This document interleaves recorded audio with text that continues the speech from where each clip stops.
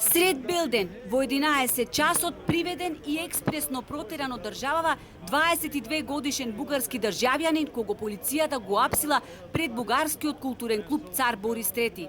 Кај него биле пронајдени два ножа со должина на сечивото од 10 и 15 сантиметри. Од полицијата не откриваат детали дали бугарскиот државјанин има криминално досие.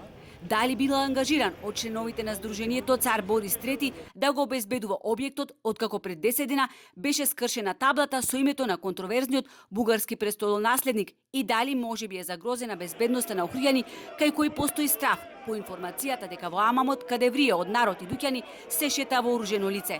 На сите овие прашања не добивме информација. Еве што кажа полицискиот портпарол. Ножевите се одземени и се предадени на судија на претходна постапка и донесена е одлука, тој е лишен од слобода, како што напоменав, се понатаму ве замолувам и ве упатувам кај судијата на претходна постапка за понатамошни информации.